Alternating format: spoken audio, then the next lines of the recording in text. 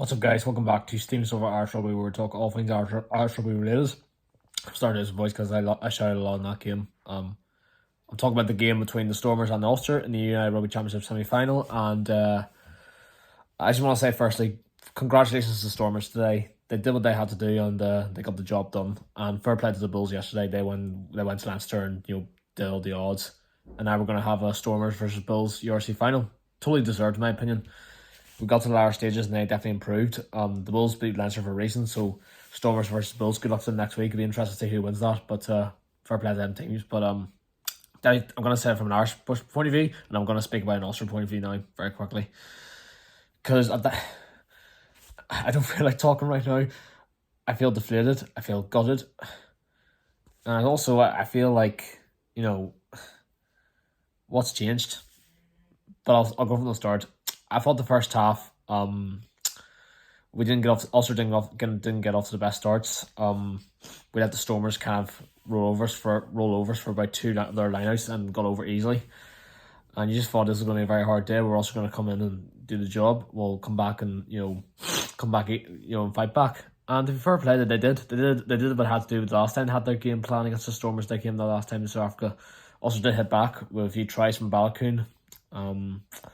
And Stuart Moore, for Bledson, they definitely stepped up, and they're definitely young players, and they'll definitely improve going forward. But then the second half starts, and you think to yourself, this will help. I think from a rugby perspective, you can see if Ulster can sort of if they can play into their own game, I felt that we could win this game, and we were in that position. But you have to remember, guys, as well, there was no scores in the second half at all. It was a case of Ulster, every time Ulster would have got a penalty advantage or whatever, or if we were to say the Stormers would have knocked it on, we always would have kept boxed it. And yes, you could have thought, was that the good decision or not? But if you think back on it, if we were close, there was times where we got a penalty near the kicking option, and I felt that if we could have kicked those points, that could have done us the world of good. I think we should have not gone to the corners much, and we should have went for points. If you just take it over. Ulster seriously need to learn that going forward, because they haven't done that as much. They keep going for the corner, and I'm just going, can you not just take your points and just keep the box ticking? Because that's the only way it's going to be fair, that's the only way I think it's going to work going forward for Ulster. If you don't take your points, then what's the point? You're gonna get punished in games like these, and that's exactly what Ulster did. And they were doing well, Ulster, until even McCrory makes a mistake, and we give those Bulls the possession about 5 minutes to go, and it's all Stormers from then on, and we can't get out of our box to save our own lives, to be fair. And in the 86th minute, the Stormers get over the try, get over the conversion to win the game in the 86th minute, 17-15. And if that's not gone for Ulster in all of your years of watching them, I don't know. That's the most gutting of matches I've ever watched, ever. But seriously, we blew an opportunity, which should have been our opportunity to have a home final at Belfast, and we did it again. Similar happened in 2015 away at Glasgow. We did that again. We blew Toulouse this year. You could say that was Europe, but it also goes back to the first leg. Then Toulouse, then for the final try to close it to 3 or 6.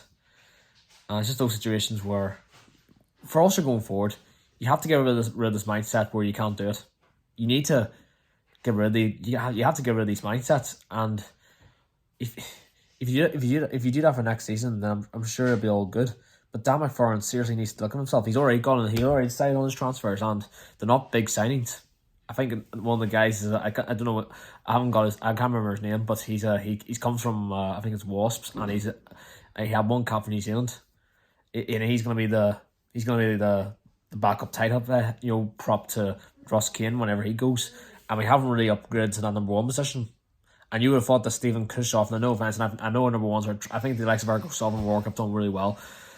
Are they going to improve going forward in terms of the physicality? Who knows? I'll get behind them, but I just felt like if we can get a Kushoff, not next season, but I think the season after that, if we can try and get his contract sort of away, if we can get negotiations going, that he's out of contract really soon, I would like to see him in Ulster. I feel like we missed the likes of a Johan Muller, a John Afoa, Ruben Pinar, Tom Cord, Rory Best. Those were serious players. I remember watching when we got to those games. And yes, we got battered in the European Cup final in 2012, but we still there's just some of the those big players where they gave it everything, and they were mentality players. Like, I just don't know at this point. Is it? But sure, they were in a similar position last year, or else we didn't get to the final. But we just balled the semi final this year. But these are young players. That's unfortunate. But I get behind them. They're my homegrown players. They're great to watch. They've made such improvements. They'll go again next season. But the question will be, can we get over the line this next time? And it's going to be really, really difficult because look, South Africa coming in, that it's going to make it more harder. We have to go. I genuinely think we have to get over the European hurdle. We need to get a home quarter final next season. We can get to the semi final, and we need to try and get. We have to try and finish second next season to make sure we get a home quarter final and a home semi final in URC to get to that final. Look, but that's from an Ulster point of view, and it's gutting. It really is gutting.